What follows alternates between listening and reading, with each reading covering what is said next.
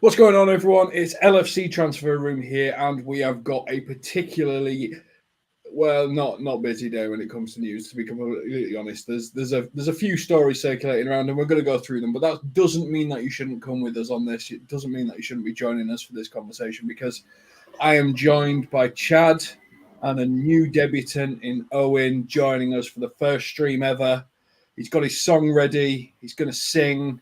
As out you, Owen. You said that you'd freestyle rap in your spare time. No, I'm making all this up. Owen, how are you? First stream. Yeah, Let's not put you on the I'm really good. I'm okay. I was going to ask if Take That was okay, but might be the wrong sort of audience for that. But that's the karaoke go-to.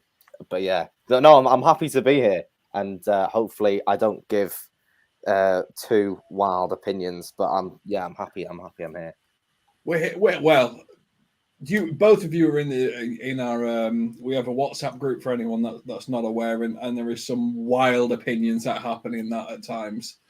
And I'm obviously we're not going to share them on stream because that wouldn't be right and proper to do. But Chad, you're not one for the wild opinions, but you're regular in there and stuff like that. How are you? Are you in America, Chad? You are, aren't you? No, I'm in South Africa. I'm in South Africa at the moment. Of course. How didn't I know? Yeah. So evening time for you, definitely, isn't it? Yeah, it's only about 2 hours. 2 hours apart from you guys, so it's a nice evening. It's a bit late, but it's all right. Jen, evening. Glad you're with us now. I'm going to start with the big story, which is Cody Gakpo was saying that actually when it comes to training, the defender that he struggles against isn't Van Dijk. There's someone that's a better trainer. There's someone that's a better defender when it comes to training than him, and that is Ibrahima Konate. Bit of an out there statement. I mean, you think about Gakpo's skills and you think about what Konate is, maybe that you can see why someone with the pace and power of Konate may be more of a struggle for a player like Gakpo.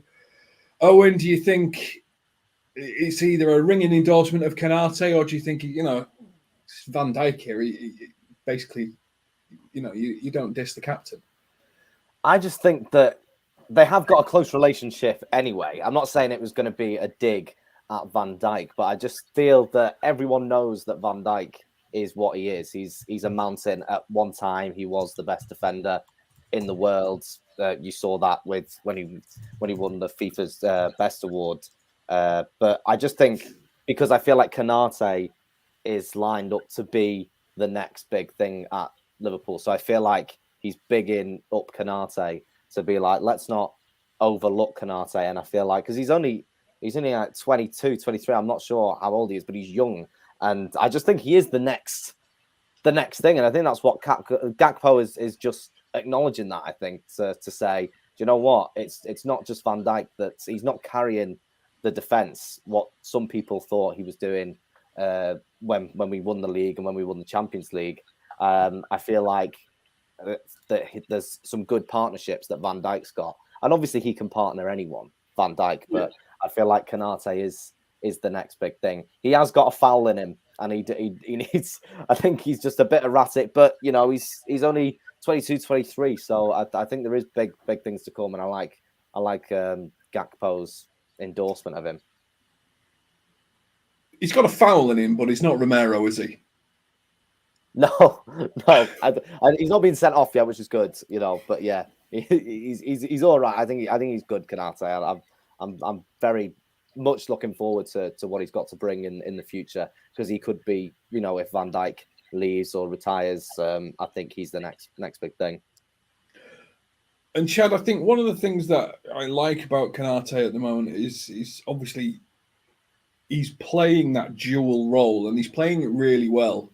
Like, the ground that he has to cover is substantial. And to be honest, even Matip played it well against I've completely forgot who he played. That's the one. So I think he's definitely demonstrating his pace. His game management and knowledge is getting better. I think with Trent being injured for a few weeks, it just kind of threw it all out of whack. But he's probably going to be one of the top centre backs for France. And France are not exactly struggling for talent in any area of the pitch, are they?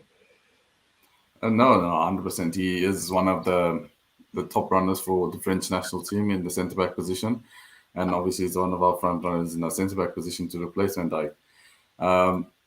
I just feel like the way he's doing it so well, and it's hiding a crack, and that crack is that he's doing too much, in the sense that he's covering too much ground and it's going to burn out. And we see it now with his injuries at the moment. He's feeling it a little bit because he has to cover two positions at once.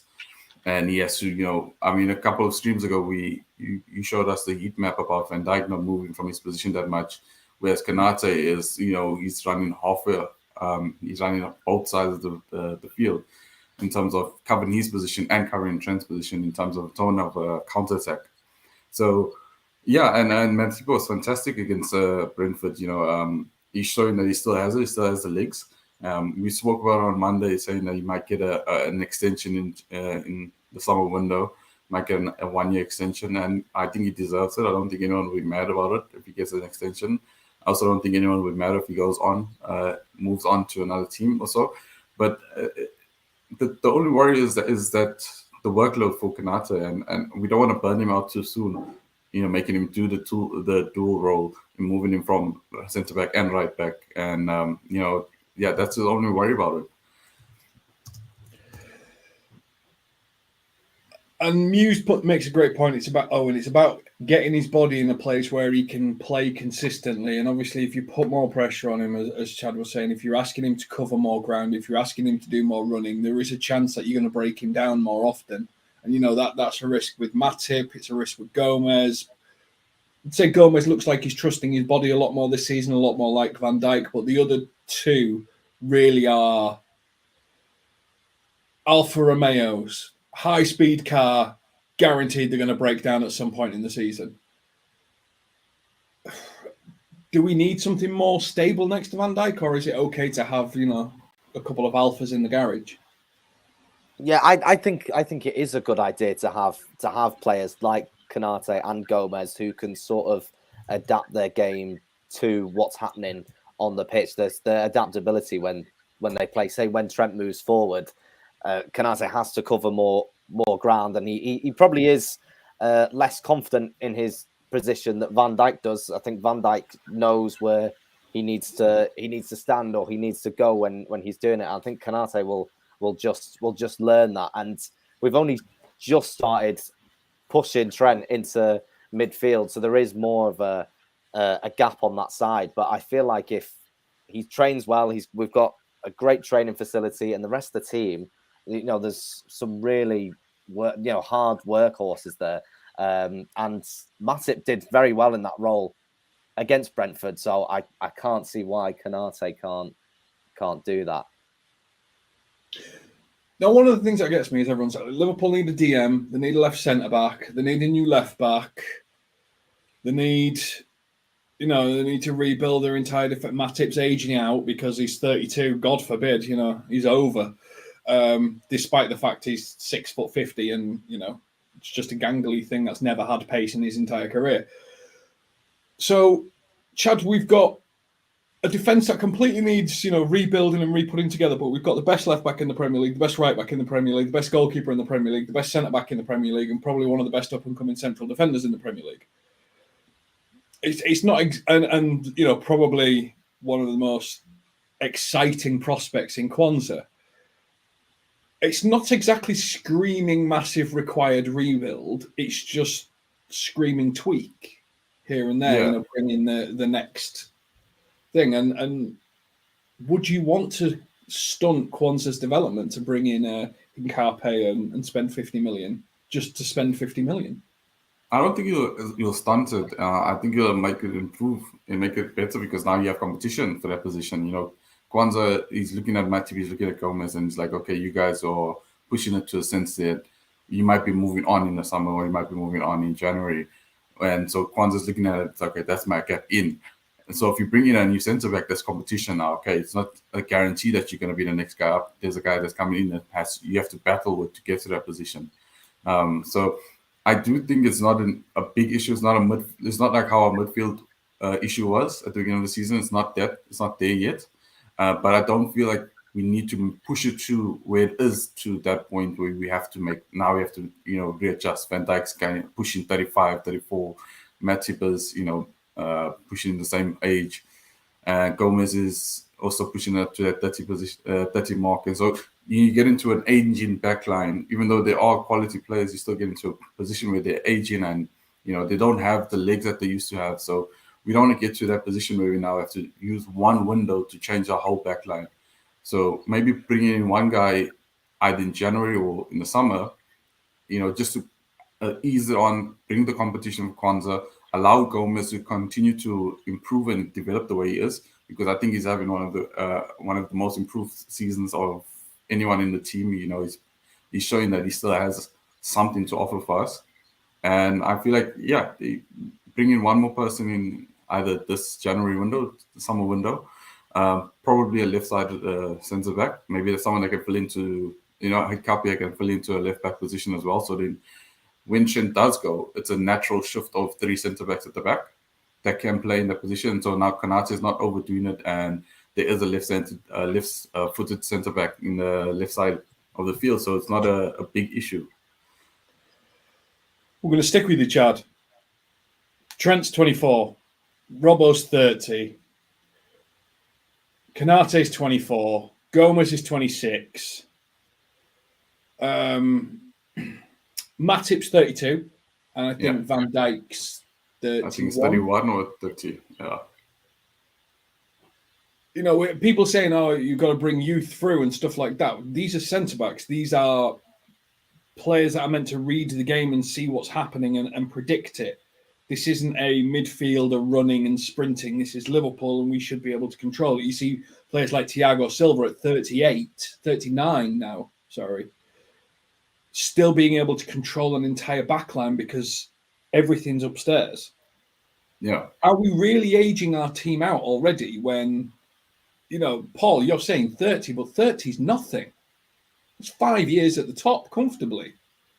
Now, what you might question is Kostas good enough as a backup? That's a question. Yeah. But you can't age. What if you bring in his replacement and don't play him for 5 years? It's not really a career move, is it? I get what you're saying, but the thing is, also you must remember, one bad injury and then, they sit on the sideline for longer than they normally would if they were 26, 27. So it's about the risk and reward factor. Reward is obviously you have that experience, that age, that Thiago Silva kind of player that has all the experience, has all the knowledge. He just walked into the position. Compared to having a Van Dijk getting, God forbid, knock on wood, that it doesn't happen, but say he gets a bad injury, now he's going to have to take another 2, maybe 3 seasons to get back to the Van Dijk that we knew. So that's the risk and the reward factor in that. And I don't think we're aging the players out. I think we're just being cautious in the fact that we don't have the squad like Man City we have 3 good or 2 very good centre backs that we can just chuck in case something happens. We can just chuck them in. You know what I mean? So that's where my thinking is more the risk and the reward side, and making sure that we're not stuck in that position where it's this last season all over again where we're shipping in goals for free. You know what I mean? So yeah, I get there is other positions that are needed, and maybe a backup right back is also needed. Even though Gomes is showing that he can play in that position and he can be a backup for Trent, but also left side Kostas. I think the first game he came in for Robbo, he looked like he was an academy grad. That it's his first game. He was so nervous. He wasn't playing the way Kostas played last season. He wasn't playing the way Kostas played when we brought him in. He played like he was new to the game. It was his first time at Anfield, his first time playing for the first team, and he was making fumbles. And I think that's why he only got his starting position back on Sunday. And he showed that he can, and that's the Kostas that we want on Sunday. We want that Kostas continuously, and that's the issue that we might have, is that we might not get the consistency from Kostas. So a left-sided left back might be possible. Robbo is 30, giving a young guy that can learn under Robertson. Is not pushing to be first team right now, but will be in the future. And he can learn off one of the best left backs in the Premier League in Robertson. So there's a lot of channels, and Liverpool at the moment, the way we structure everything is that we look for the youth and we look for young players that can come into the team and learn. There's Quanza, for example, who's learning under one of the greatest centre backs in the Premier League, in Van Dijk. So we have a proven system, and I trust that the transfer team and the team in the war room will be able to figure out how to get youth players, young players into the team and understand that they're not going to start immediately, but they are going to play under a great team, under a great manager. They just need to be patient. No, I mean, obviously we've been linked with Nori from Wolves. Paul thinks, there may be something in it, which tells you what Liverpool's thinking is on Robbo. I think it's just lazy journalism linking us with a player that may be potentially available because Wolves have got to generate some money, and it may be an easy take.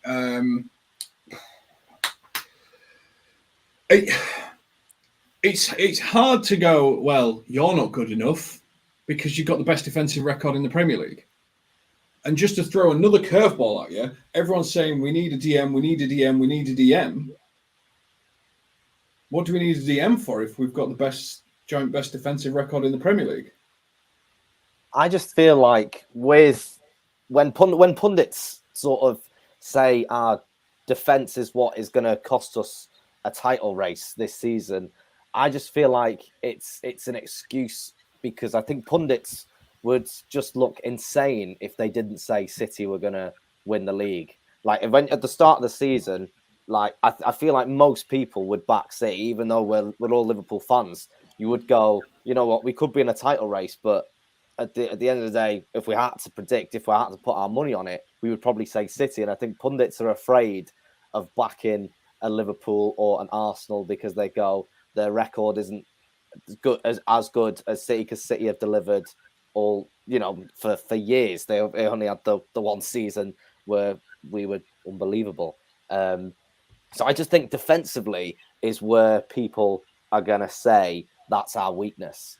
It was the midfield last year, and that was fair enough because we were struggling in midfield. And now the revamp, they've seen how good McAllister is and Szoboszlai is.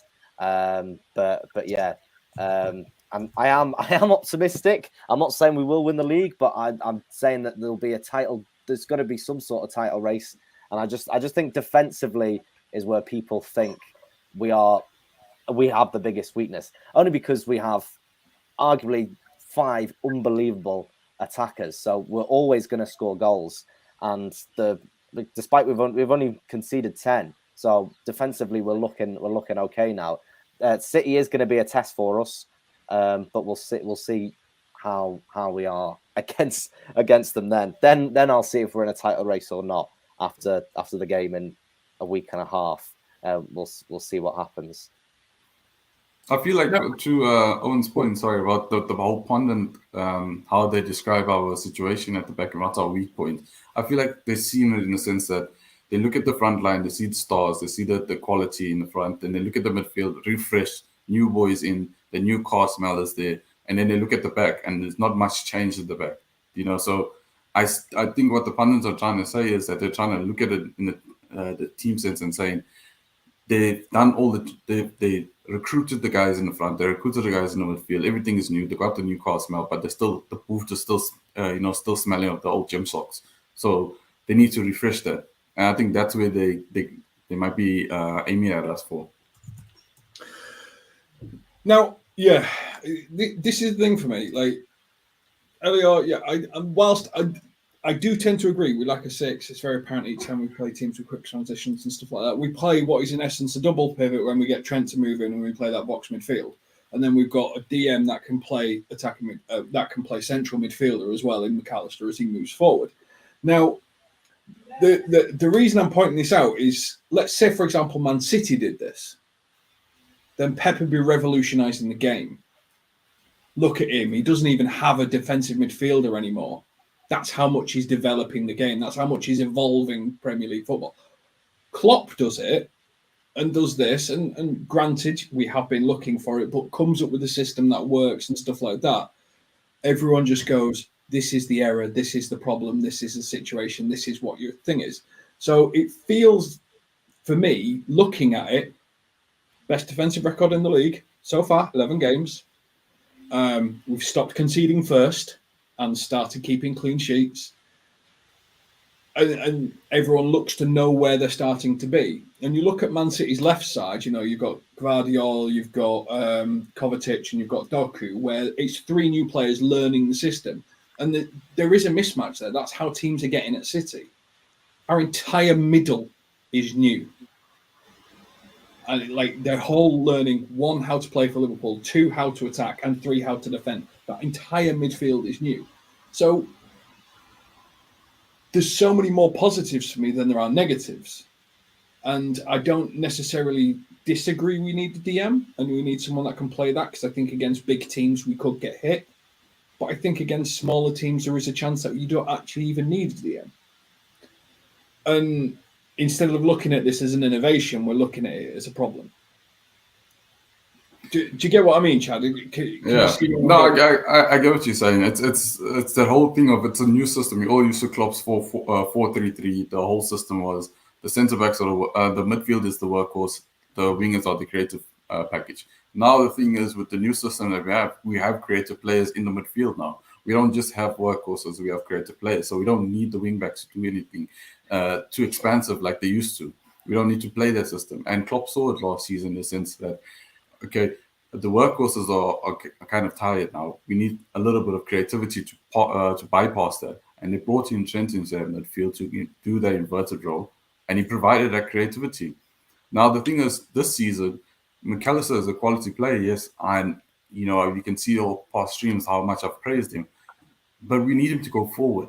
And when he goes forward, the issue is that he can't come back. He's like a Thiago. When Thiago has the ball and Thiago goes forward, he looks brilliant and he's a fantastic player.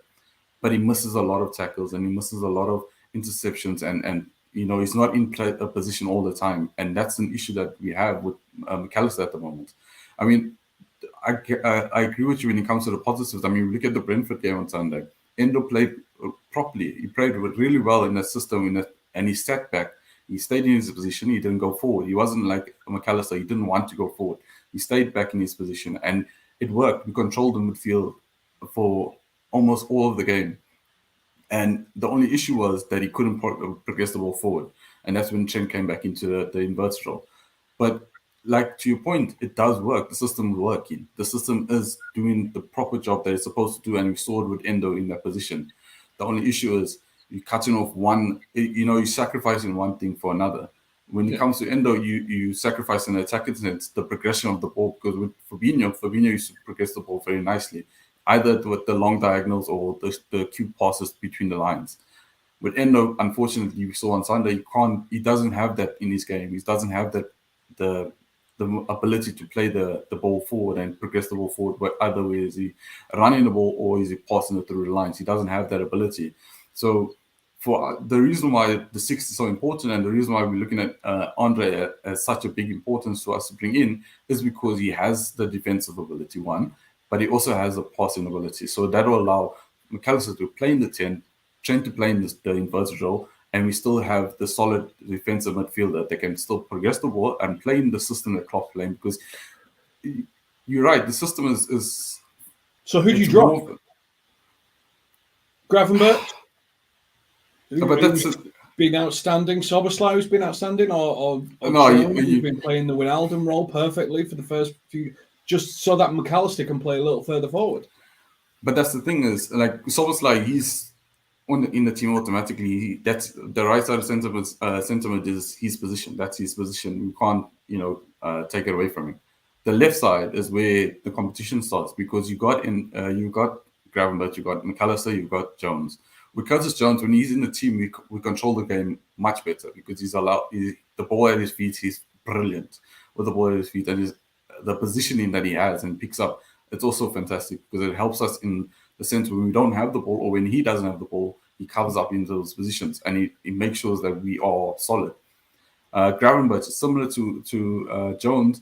The only difference is Gravenberch is a lot more attacking than Jones is. He's a lot more of an attacking player than Jones would be. I think Jones is in the middle when it comes to attacking, defending, and then Jones is in the middle. And then we got Gravenberch a little bit more to the attacking side. And then McAllister is similar to Jones. So there's a battle on the left side. There is, but the thing is, we can only have two of those guys, and Well, we you need can. You some. can have three because we've currently got three. Yeah, but the thing with McAllister is we see it. He's not that. He's getting caught out in defense against smaller teams. I mean, this last run that we had, we haven't played a big team yet. This last run, City's going to be the biggest, the big team that we're going to play against. The last about 5 games since the last international break. We haven't played a big team, and you can see McAllister's flaws already. So when it comes to a team like City, that's going to high press us, that's going to be in our faces, that's going to want to dominate the ball and get up early, get the ball very high up, you're going to start seeing McAllister's flaws, and it's going to start costing us. And I don't want it to be a thing of pointing fingers and saying, okay, this guy. It's a new system, like you said, it's a new midfield. But at the same time, we need to have a stability. We need to have that spine. And the spine at the moment is missing a midfielder. And that midfielder is at 6. I'm not sold that there's a 6 out there that improves us. But Owen, I'll come to you. Was Helios thought as a thought experiment? Could you ask yourself how many titles would Liverpool have won without Fabinho? Now, for me, I think it's an impossible thought experiment to do because you're saying, well, who do you replace him with? And how do we play football? And what's the entire methodology? It's like saying, as a thought experiment, how many titles would Liverpool have won without Salah? Like, just because someone plays an instrumental role doesn't mean that their position is necessarily instrumental. It just means they have been instrumental in a structure and a building around them. And then Paul Lindo talks about Decore, Phillips. We talk about Andre. We talk about all these players who couldn't get into the top 6 starting 11, really, if we're completely honest about it. And then we're going to take away a top 6 starting 11 midfielder and say, you're going to improve Liverpool. How does that work? I can't see anyone at the moment who would get into our team. I think I'm very impressed with the likes of Jones. I know he's injured at the moment, but Jones as this season has been a different player almost. He sort of found his role where he can just fit into that midfield and just hold himself. So I feel like if he gets back fit, I think he could be in the future on the well, he already has been in the starting 11. But I feel like he is a good player to have in that role. I would agree that sort of McAllister has impressed me the least. I'm not saying that he's not a great player, because I think he is, and I think it just takes time. I think because we've just seen Szoboszlai sort of hit the ground running and just naturally fit into our team. It's sort of like, why isn't McAllister doing the same? But yeah, I think he's got a big learning curve, though, hasn't he? He's been asked to anchor an entire team, which is not his natural game. But it wasn't Ronaldo's natural game, was it? That's true. And over time, he got with that. Klopp has made mediocre players into world-class players, and he's done that time over time whilst he's been at Liverpool. And I feel like McAllister wasn't mediocre because he's a World Cup winner and stuff like that, but he's well above average. He's an unbelievable player, but I feel like he can become world class maybe in the next couple of years in that role. And I feel like he will just learn. But at the time, he does get a lot of fouls. He's missed games because he had the red card. I think it was overturned, but the yellow cards he missed Brentford. And the midfield did look more stable without him in it, but that's only because I feel like we played Endo as a defensive midfielder, so it's sort of just like we sort of ran the game.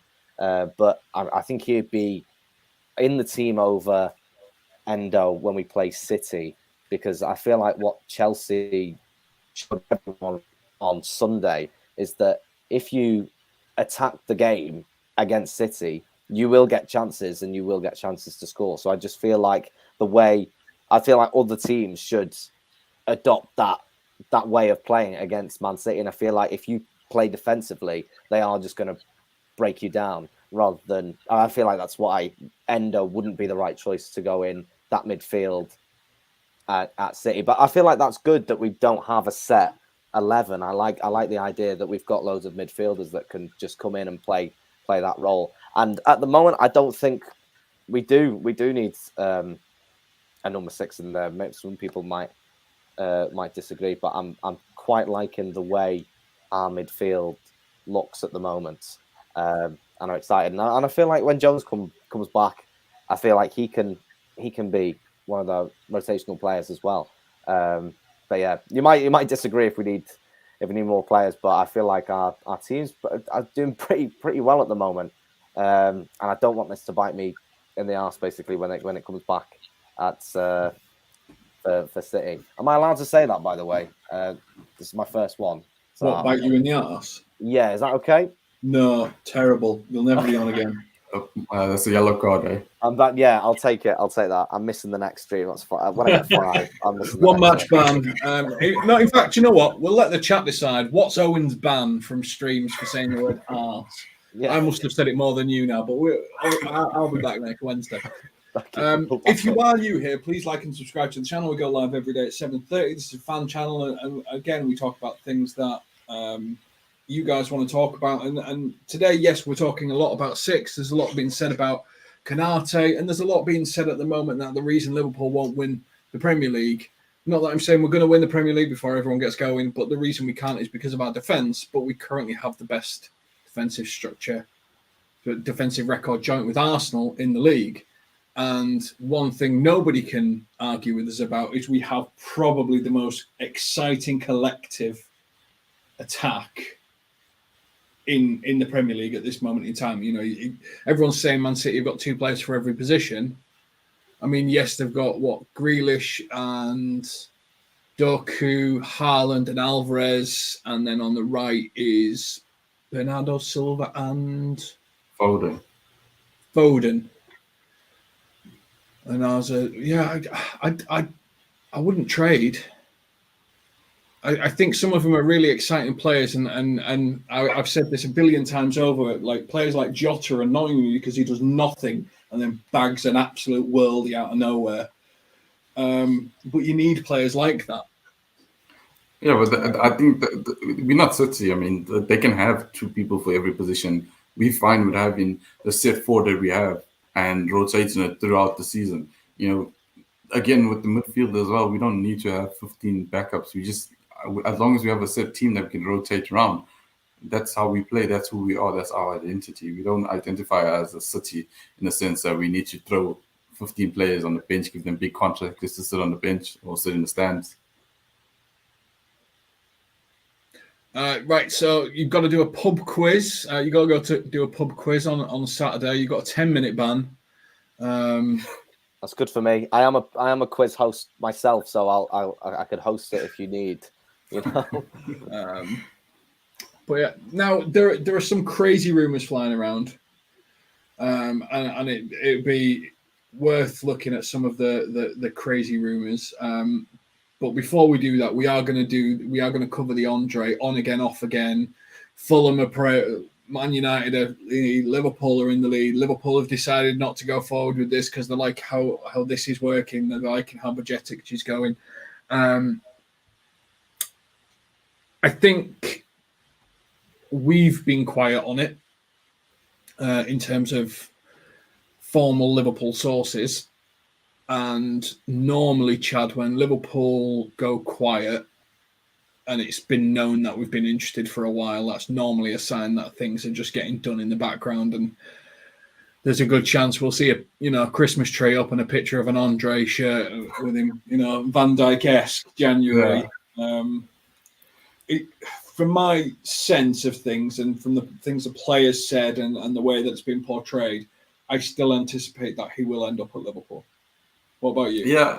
No, look, I don't want to get overconfident. We are overconfident about Bellingham, and then you saw how that turned out. We're overconfident about Caicedo, and you saw how that went out. So I don't want to be, printing the shirt out already, having the signs and the banners ready just yet. Let it get done and let it get over, and then we can start celebrating. But yeah, to your point, 100%. We've been the ones chasing him, and we've been the ones, openly saying our admiration towards him. So I do feel like like you said, when Liverpool go quiet, that's when the deals are done. I mean, you look at Fabinho's one. We don't even know if Fabinho was an interest to Liverpool, and then the next day he was a signing. So that's how we're hoping for. We're hoping that he gets in. He'll be a good replacement for Thiago that seems to be on his last couple of months. His end of year talk or end of Liverpool tour for us, and then that'll be a great. Because he has the abilities to be on a Thiago. He has the attacking sense, and he has, like I said, the defensive ability to, be the one that can fit into that midfield and be one of the four rotating of the midfield that we can play in. So hopefully it gets done. Hopefully we get the job done. And yeah, but by Cesic, you saw Klopp. He has a lot of praise towards by Chelsea, saying that that's a position. That's why we're not so invested into getting a six right now and right this and then. Sorry. So we'll see what by Chelsea. I mean, Klopp said he has to grow. He has to get his body to the right position, to the right shape, and then he'll start getting integrated into the starting team. But I mean, you can't wait for a 17-year-old, to get his body right or to get himself right. By the time he does get to that point, he might not have the same abilities that he has. You know what I mean? There's a lot of changes that can happen. So I think just getting in an extra midfielder just as cover again, Endo, he's a great player, but we're not going to bet our houses on him in the midfield. So getting another body is, I think, is key. I completely agree with what you're saying. I think putting the pressure on an 18-year-old's body that's developing and it's coming into and he's starting to putting that sort of pressure on Bajcetic, I think is risky for his career as well as Liverpool's. I think with players that are developing, and this will be the same for Dijk, Quanza, Bajcetic, potentially Harvey Elliott to some degree. Sometimes they're going to tweak a muscle and they probably need longer out than they think they need, just to sort of, because they're still developing, they're still building muscle, they're still building that sort of frame to go forward. So I completely agree. I think bringing in someone like Andre, where you can just completely take the pressure off Bajcetic and he can just learn, train, build his... get to that the point where he needs to be. Because, I mean, to me, the first thing that comes in my mind is Bobby Duncan, Paul Glatzel, and Ryan Brewster. Three talented players that were, picked to be a starting and very important members into the team. Got a big injury, and we didn't allow them to develop properly. And then, everyone got shipped off. I think only Paul is the only one that's still in the academy. Paul did a proper bad leg break though, didn't he? Like him and Bobby Duncan were on for they were this amazing front two, and I think at Tranmere, didn't he? Had a really horrific leg break. Yeah, the first game of preseason. Yeah. Again, so we need to allow these guys to build and allow them to build their bodies to get to that position where they can play in such a dominant, such a fast-paced game, physical dominated game. So, yeah, just give Bajcetic the time, bring in someone to assist him and be the cover for him. Now, Owen, Liverpool don't really sign players from the Brazilian league. I can't actually think of Helios in the chat, so if there is one, then he'll tell me. But I can't actually think of a player that we signed from the Brazilian league straight into the Liverpool squad. But last season, when we were all, why didn't we sign Caicedo? Why didn't we try this? Why didn't we try that? Why didn't we sign this? Why didn't we sign that? It's good to see that we're just not sticking with Europe and going, sign this player, do this, do that. We're actually looking further afield. And he does look like a Liverpool-style player from, now all Liverpool fans are watching all the games. We saw the Fluminense final, which was crazy if you've not seen it. It's not really a game of football. It's closer to the World Cup rugby final, if I'm completely honest. But it's good to see players like that being linked with us, even if he doesn't end up coming, because it does seem like a Liverpool-style player. Yeah, I feel like any other place than Southampton is a good place to sign players, even though we've signed the best, some of the best people from Southampton.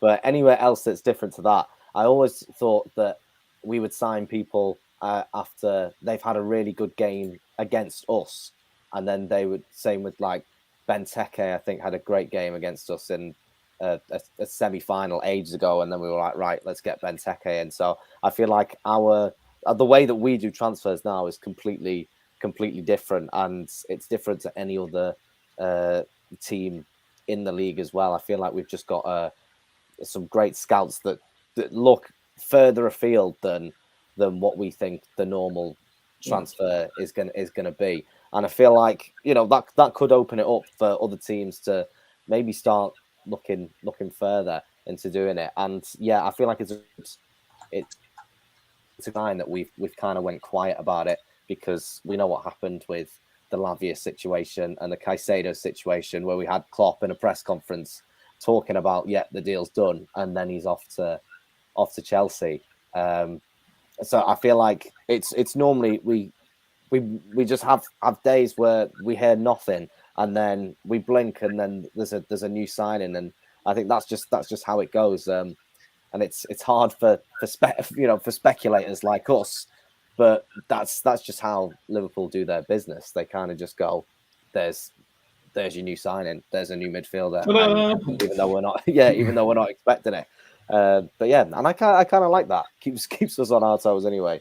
And yeah, someone from the Brazilian league, it's exciting to see how he adapts into a Premier League game and English football. It'd be interesting for him as well to play at a different level.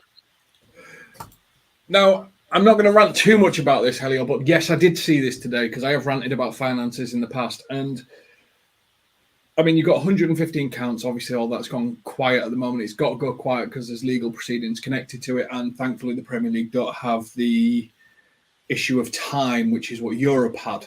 So the reason all the European allegations, for anyone that doesn't know, against City disappeared is because they got time barred. And there's a certain duration that you can only process these allegations against City from a UEFA perspective, but the Premier League have no time barring. So they can build this case absolute ironclad, and they'll be going back and forth on discovery and stuff at the moment. But things like their sleeve sponsor, a betting company that have never taken a bet in their lives, Chelsea at the moment, Infinite Athletic, whose turnover has been 5 million, and they're sponsoring 60 million a year for a shirt sponsor. There are numerous dodgy deals going around at the moment, and I think when it seems clubs like Newcastle are actually being fair and ethical with the money that they've got, is blowing my mind. When you've got clubs like Chelsea, I know they've just got the discovery about Eden Hazard's dog walker's best friend getting a new car and all that stuff. But there is a lot to come, I think, on this turnover. The 713 is obviously inflated. It doesn't take a genius to work that out, but we will see. I think I'm more worried at this moment in time about how the Liverpool investment is going to be put through our finances to pay off the stand and stuff like that. And obviously we've got a minority investment. I believe that minority investment will go to the owners, and they will put it back into the club as a director's loan, so the debt will stay with the club. So that investment will land as a debt on the club, but others believe that it will just go straight into the club. I wouldn't sell part of my house and then not loan it back to my business and have the business pay me back, but we will see. That more worries me. But yeah, there's a load of dodgy stuff going on at the moment. That bugs me. And I'm not going to talk too much about other finances, because what we're going to do to close this off, we have four players that can, in a month-ish time, when January the 1st hits, start talking to European clubs about leaving Liverpool or abroad clubs, Saudi Arabia most likely. Let's be fair. Everyone wants the dollar. 4 players that can start talking. And what we're going to do here, and include you in the chat, is we're going to say contract extension, let them go, and then predict where we think they're going to go. So we're going to try and come up with what we think is going to happen. Now I'm going to start with, I I sometimes forget he's at our football club, which is Thiago Alcantara. Do we extend his contract? Do we let it go out? Do we sell him in January? Could we sell him in January? And where do we think he's going to go? Chad, I will start with you. I think we're going to let him go. I don't think we can sell him in January. I think teams will be like, no, we'll rather wait. 25th of December, we can start talking to him. So you're going to try to steal $1. If we want to sell him, we should have done it in the summer window. So yeah, he's going to leave on his contract. He's going to finish his contract and he's going to go. And I think he's going to go to. I think it's Spain. It's between Spain and Saudi. But I'm strongly more on the side of Spain. I think he'll go to Spain, finish off his career there. I don't think he'll be Barcelona though. I don't think it'll be Barcelona.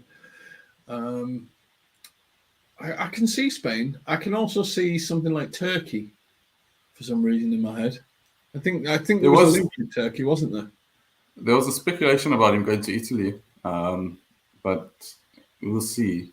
I don't think there's a team in Italy. Maybe Milan might take him. Do the thing what they did with Zlatan. Bring in a veteran in, pull him around these youngsters, and then use his experience to boost the team. Maybe, but I have an idea for Thiago. Owen, into Miami, Thiago. That sounds good to me. I feel like because their league starts in January, doesn't it? And we might just pair it up, go. Yeah, I just think competitive football for Thiago has sort of passed him. Maybe I'm not sure. I feel like technically he's one of the best players I've seen. Is unbelievable. I just feel like him in our squad, we had to completely change how we played as a team when we had him in the squad. I think he's unbelievable. He is unbelievable. But I feel like a move to America or a move to Saudi, Galatasaray signed loads of players as well. So he could go there. I just think he would be better if he did move on. But like Chad said, I feel like we do have players like that where we extend the contracts. Where did Milner stay a season or two too long? Just Milner should still be training. I think so. He would have been. He was more of a. I feel like he turned out to be more of a coach than a player. He was like a coach on the field. But yeah, definitely someone to have around. I don't miss him in the squad, but I do miss watching Thiago as a player because sometimes he can just. I feel like there was. I think when we beat United 4-0 at Anfield, I can't remember what season it was. It wasn't that far away. Sorry, but long ago. But that game was Thiago's best game I've ever seen ever in midfield. He was unbelievable when he just saw that side. But it was almost like because United were a lost team back then and didn't really care about where they were in the team. It was definitely when it was Ranić, but with Thiago in that squad and when he was just pinging the balls, having the best time of his life, that's when he thrives, I think. But I hope he finds a good place to go. I feel like he would be a spectacle in Saudi Arabia, but at the moment I can't see him getting into our midfield. What are the chances he gets rejuvenated just after January, gets back into a squad, he starts performing consistently, and then he starts bringing out the Thiago performances? Do we still think he goes? Yes. Maybe it could be like a swap song for him. I think he's playing for a big contract then, isn't he? He's playing for a down payment. A retirement fund. Yeah. Okay. Yeah, and yes, I know it doesn't start in January, but if it starts in spring, then pre-season, join your team, do everything like that. That was. Yeah. Next player, and Owen, I'll start with you on this one because we gave Chad the last one, which is Joel Matip. Turns 33 on August the 8th. His contract expires 30th June 2024. He is playing, and I think has Helios said he started 10 and made 12 appearances in 18, and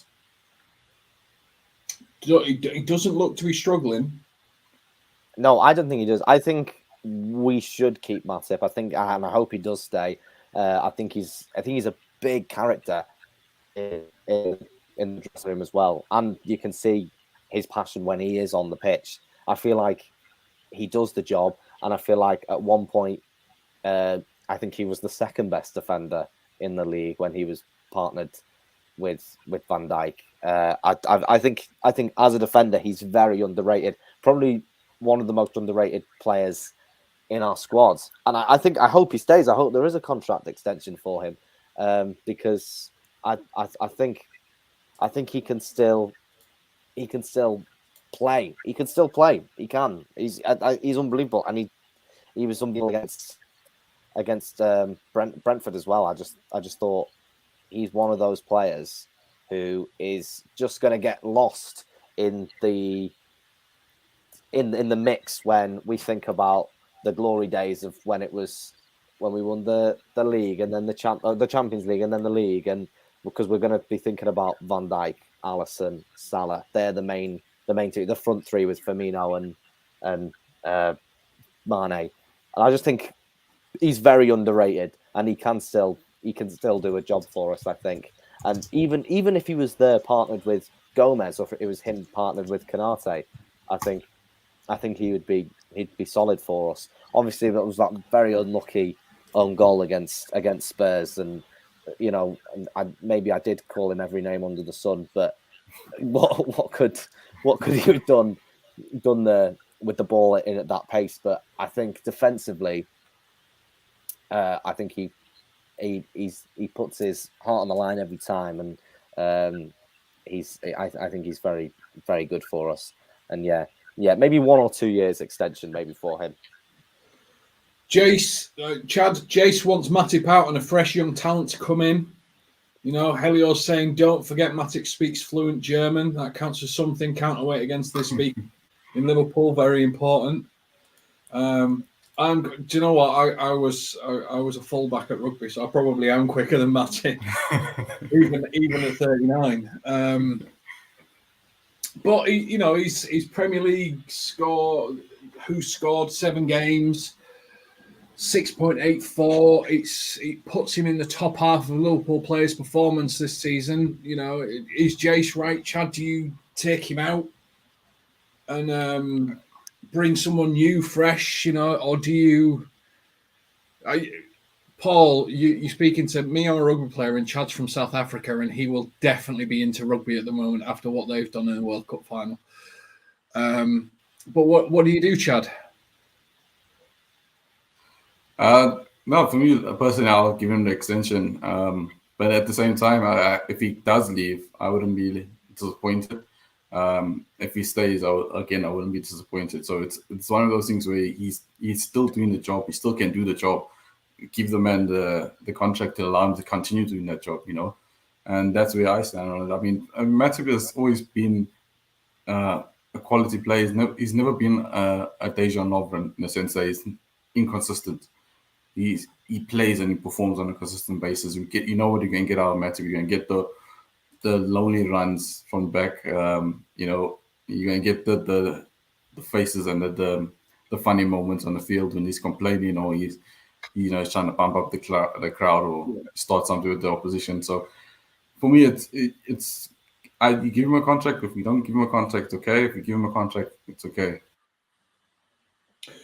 I think it's going to be really interesting to see the development of Klopp's mentality when it comes to keeping hold of players too long or getting rid of players early, because I think Matip will give an indication about how connected Klopp still is to his existing players.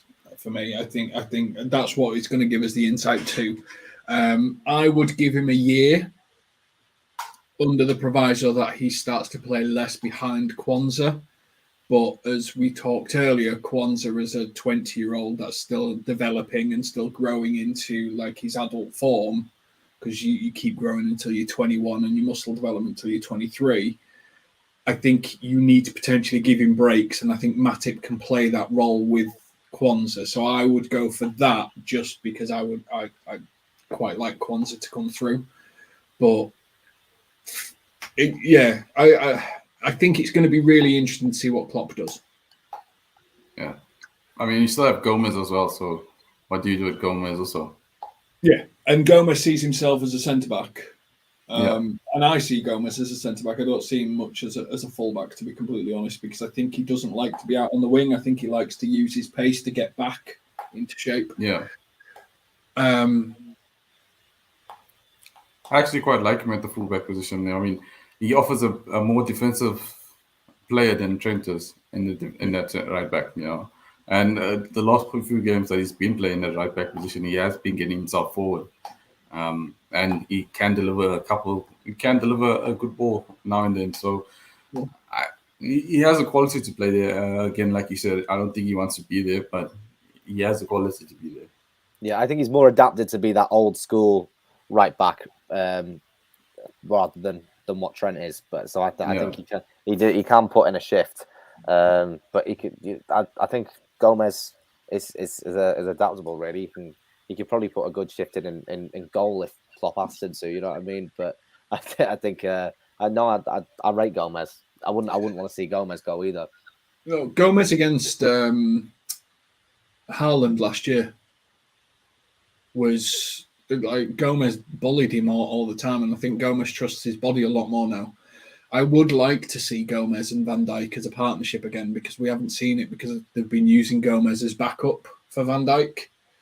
And I get you need a backup for Van Dijk because obviously, but I would like to see them together. But we're sticking with this. We're sticking with the players in the last 6 months whilst we've got a few minutes left. Connor Bradley, a backup right back, but he's injured at the moment. Played really well for Bolton in the season that they got promoted. We're going to speed this up a bit so that we're not here until midnight.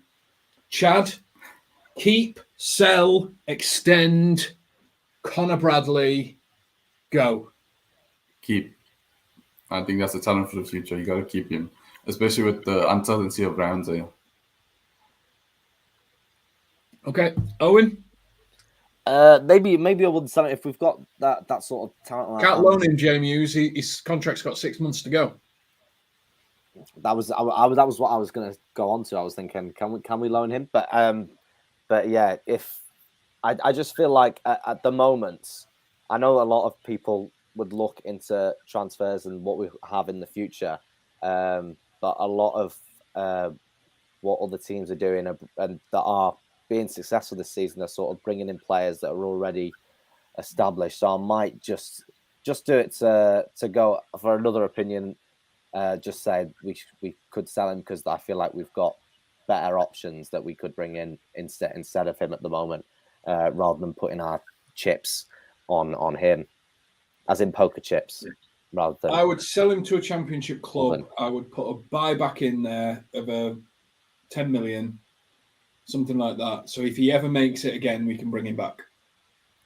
You should be the sporting director, James. That's a good idea. Yeah. And it's just that way he gets to play football, doesn't he? Yeah. But how far developed do you think Ramsey is? Because that's the next option. We have Ramsey and Bradley go. We have no backup for Trent. I don't think he's going to make it. Yeah, that's where I'm saying. That's why I think Bradley has the advantage. I'd rather have Ramsey go and then keep Bradley. But I don't think either will probably make it. I think at some point we're going to have to.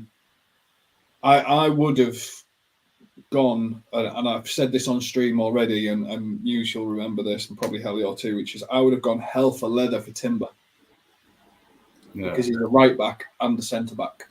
And I think it gives that backup to Trent, play against Van Dijk. I think it gave us everything we could have needed from that right-hand side perspective. You can still have that Timber is signing. If you go back to Ajax, I think, I don't know how you say his name. Is it Drenish? He's a right back and a centre back. He is still 21, highly rated. So if that sort of option is available, maybe you can go for him and take a shot at him. But I think at the moment you've got Joe Gomes and Trent to be all right, to pretty much cover it. And Paul says Timber's too small to be a centre-back, and I would say if Laurito Martinez can be a centre-back, anyone can be a centre-back, no matter how tall you are. Just dare to dream. But I think Timber's like 5. I don't think he's that short, is he?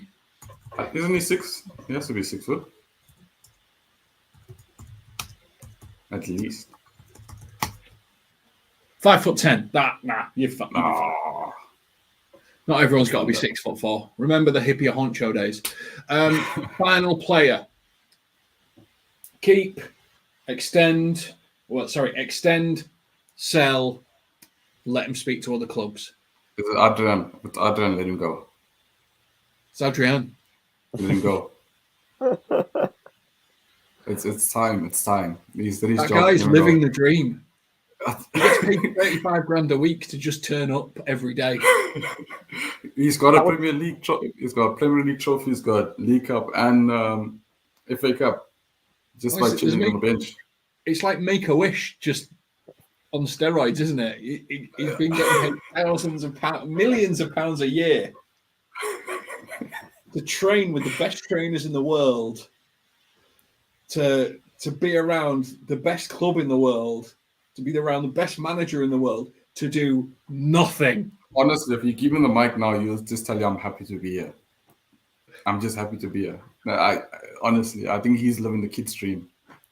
Oh, yeah, that's the aspirations, isn't it, for everyone, really? I feel like I would rather be a third keeper for a great club than be a keeper that has to put a shift in every single week, maybe 2 or 3 games a week for a bad team who is conceding loads. I would just love to sit on the bench. I think it's really interesting, the life of any third keepers. You know, I feel like there's an idea. I can give him his flowers. I mean, sorry to interrupt you there, but in the 2019 season when we won the league, he did help us in the first, I think it was the first 10 games where Alisson got injured. So you can give him his flowers. I mean, he was a quality keeper, but you got Keller at the back. You've got the world. I mean, you got Marcelo, the young Alisson that's waiting in the wings. You know, it's literally the best job in the world. You don't play. If you do play, it's normally because either your keeper's got sent off and there's a penalty. You save the penalty, you're a hero. You don't save the penalty, nobody expects you to save the penalty anyway. And then if you've got to play a couple of games, everyone's like, oh, it's the third choice keeper. We don't expect much. If you have a good game, you're a hero again. It's the dream. Yeah. It's great. I was there for the Super Cup in 2019 in Istanbul. I was there, and he was the most celebrated man in Liverpool at that time when he saved Abraham's penalty. And you know, I think he's in moments like that where he can just come on, do something that no one expected, and I feel like everyone will be sound with him. I don't think anyone will be that sad if he did leave or that surprised. But yeah, I feel like people will appreciate what he's done. He's not done anything really momentous for us, but I just feel like people will miss him when he goes, I think even if it's just a character. If X is watching, give this man a documentary. Went from West Ham, lost his job at West Ham, to Liverpool in European nights, winning us a Super Cup, winning us the Premier League, Champions League. It's the same for Scott Carson, isn't it? It's the exact same for Scott Carson. He's got 2 actually. He's got 2 sitting on the bench. He got one for us in 2005, and he's got one for City. He doesn't even have to sit on the bench because he's third. He could just stay at home. It's unreal. You're getting paid to watch Sky Sports and your team get you a medal. Wow. It's like Lonergan, Andrew Lonergan. He got a medal in 2019 as well. Sits on the bench. I think Liverpool's the best charity in the world when it comes to players. Well, no, it would seem like Man City is the best charity in the world with a £713 million turnover. And on that bombshell, I think that's pretty much where we're going to end it. Otherwise, I'm going to start ranting about it all over again. This has been LFC Transfer Room. Thank you very much, Chad, for joining us on a regular basis. Thank you very much, Owen, for making your debut. If you are new here, please like and subscribe to the channel. I promise you we will bring back Kev soon. This is LFC Transfer Room. Take care, and we will catch you on the next one.